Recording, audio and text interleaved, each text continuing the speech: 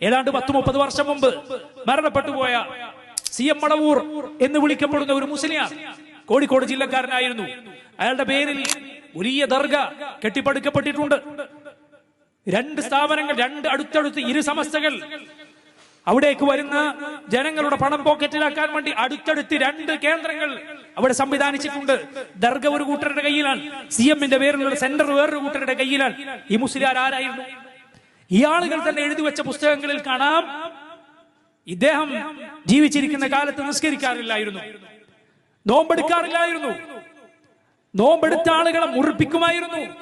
ഹോട്ടലിൽ കയറിയാൽ ഭക്ഷണം കഴിച്ച് എന്നിട്ട് പണം കൊടുക്കാതെ പോയി കളയുമായിരുന്നു. സ്വർണത്തിന്റെ ചെയിൻ ധരിച്ചിരുന്നു. പുരുഷന്മാർക്ക് അത് ധരിക്കാൻ പാടില്ല എന്ന് മുസ്ലിമീങ്ങൾക്ക് ആർക്കാണ് അറിയാത്തത്?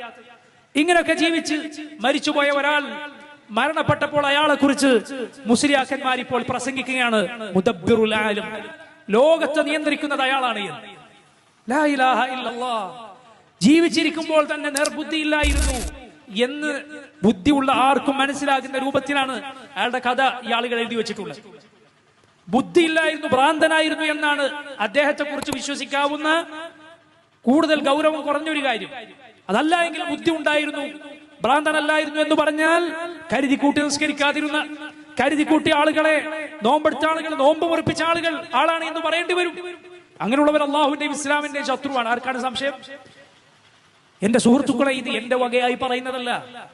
CM മടവൂറിന്റെ പേരിൽ അയാളുടെ കറാമത്തുകൾ പ്രചരിപ്പിക്കാൻ പുസ്തകങ്ങളും ഇന്ന് ആധുനിക സൗകര്യങ്ങളും ഉപയോഗപ്പെടുത്തി അയാളുടെ കാഫിലയാണത്രേ, അയാളുടെ സംഘമാണെന്ന് പറഞ്ഞ് ദിനേന എന്നോണം മൂപ്പരുടെ കറാമത്തുകൾ പറഞ്ഞുകൊണ്ടിരിക്കുകയാണ്. മുസ്ലിയാക്കന്മാർ പ്രസംഗിച്ച് നടക്കുകയാണ്, മുദബ്ബിറുൽ ആലം, ലോകം നിയന്ത്രിക്കുന്നയാളാണ് എന്ന്. ലോകം നിയന്ത്രിക്കുന്നയാളാണ് എന്ന് അള്ളാഹുവിനെ കുറിച്ചല്ലാതെ ഒരു പടപ്പിനെ കുറിച്ച് അബൂജഹൽ പോലും പറഞ്ഞിട്ടില്ല. അബൂജഹൽ പറയാത്ത കൊടിയ ശിർക്കിന്റെ കുഫറിന്റെ വാദം ആളുകൾ പ്രചരിപ്പിക്കുകയാണ്.